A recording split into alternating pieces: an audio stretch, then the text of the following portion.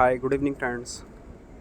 मैं ज़्यादा बातें ना करते हुए सीधे कुंडली चार्ट पे आपको ले चलता हूँ। आपको मेरी स्क्रीन पर एक कुंडली चार्ट दिख रहा होगा और अभी तक आप ये समझ गए होंगे कि कुंडली में 12 हाउस होते हैं, फर्स्ट हाउस से लेकर 12th हाउस तक। और कुंडली में सारे ही हाउस इक्वल इम्पॉर्टेंट हैं और सारे ही हाउसेस का अपना एक अलग रोल है। एक आदमी की लाइफ में वो कैसे मैनिफेस्ट होते हैं वो देखने का है और समझने का है। जैसे फर्स्ट हाउस से हम क्या क्या देखते हैं। फर्स्ट हाउस हमारा होल सोल बॉडी है। जो जैसे कि ज्योतिष में सबसे पहला सूत्र यही है कि हम यही मानते हैं कि जो आदमी यहाँ लाइफ में इस दुनिया में आया है वो कई सारे जन्मों को पार करके आया है। तो जो आपके प्लैनेटरी कॉम्बिनेशंस हैं वो उन्हीं किए गए परिणामों का रिजल्टेंट होकर आपके कुंडली चार्ट में दिखाई पड़ता है। ठीक है, कि आप क्या इस लाइफ में एक्सपीरियंस करोगे, क्या क्या अच्छा आपके साथ होगा, क्या बुरा होगा, कई सिचुएशन चैलेंजिंग आएंगी, कई टाइम बहुत अच्छा आएगा। तो वो सारी चीज़ें आपकी कुंडली में ग्रहों के माध्यम से दिखाई देती हैं। ठीक है, तो कुंडली का बेसिकली जो फर्स्ट हाउस होता है वो सेल्फ का है, जो आपको एक्सपीरियंस करना है। जैसे जो जातक होता है, जैसे फर्स्ट हाउस जो होता है वो जातक का है, जातक खुद का है। क्योंकि जो भी चीज़ें एक्सपीरियंस होनी है, सुख दुख, बीमारी, प्रमोशन, शादी, बच्चे, मृत्यु, ये सब किसका होना है? फर्स्ट हाउस का होना है, जातक का। तो that is first house, that is the most important house. Later आपको पता चलेगा ये इस कुंडली का सबसे ज़्यादा महत्वपूर्ण घर है। सेकंड हाउस, फिर जब हमारा जन्म हो गया उसके बाद हमें सबसे पहले किसकी ज़रूरत होती है? धन की।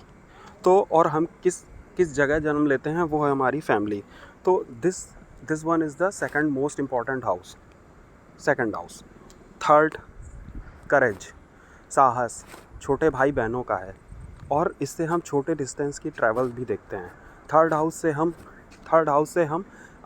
नाक कान गला इन सब पे भी मैं आऊँगा, लेकिन पहले थोड़ा सा मोटा मोटा समझ लेते हैं कि हाउसेस करते क्या हैं। तो थर्ड हाउस हमारा साहस का है, पराक्रम का है। आदमी कितना मेहनती होगा, कितना कर्मठ होगा, वो थर्ड हाउस से पता चलेगा। छोटे डिस्टेंस कितनी ट्रैवल करेगा, वो सब उससे पता चलेगा। फोर्थ हाउस एक्चुअली हमारा सुख का है, माता का है, जन्म स्थान का है, जहाँ पे हमने जन्म लिया उसका है।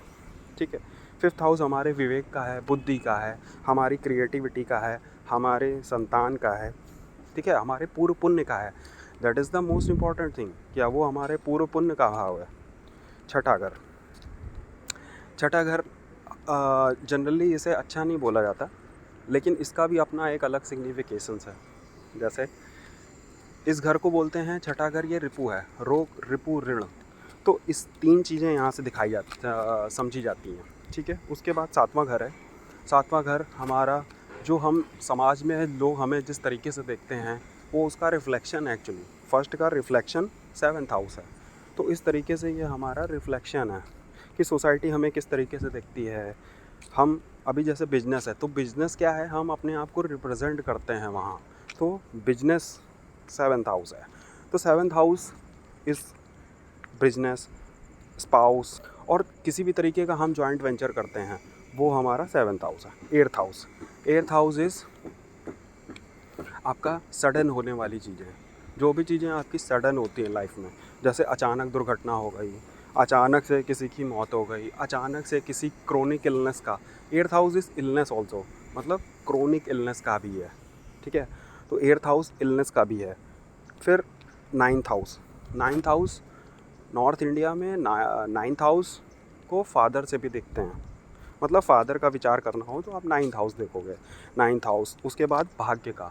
तो भाग्य कैसा रहेगा? भाग्य अच्छा रहेगा, ख़राब रहेगा, लॉन्ग डिस्टेंस ट्रैवल। क्योंकि थर्ड हाउस से हमने क्या देखा था? छोटे डिस्टेंस की ट्रैवल।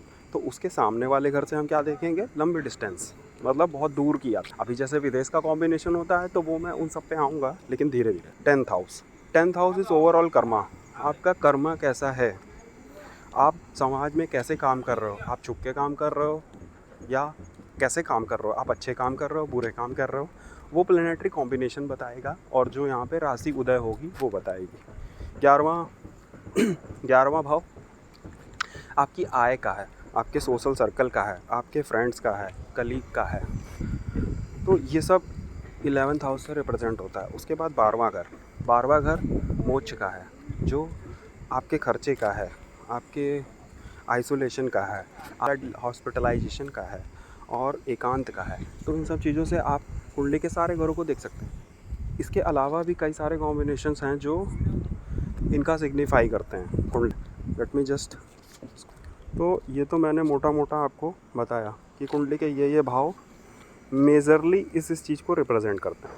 अब जैसे कि हमारा फर्स्ट हाउस है, तो सबसे इम्पोर्टेंट कुंडली का जो भाव है वो फर्स्ट हाउस ही है, और इसी पे सारी कहानी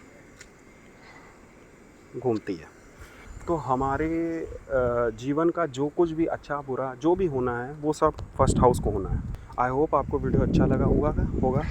तो सजेशंस के लिए मुझे ज़रूर लिखें, और मैं आगे लिए ऐसे ही तरह तरह के वीडियो आपसे साझा करता रहूँगा। और जिस भी जातक को मतलब कुंडली दिखानी है तो वो मुझे डीएम कर सकता है, कुंडली अपनी शेयर कर सकता है विद बर्थ डिटेल, और एक मिनिमम फ़ीस है जिसको देकर आप मुझे कुंडली दिखा सकते हैं। I hope you like it, और थम्स अप करके शेयर करके वीडियो को आगे बढ़ाएं। Thank you.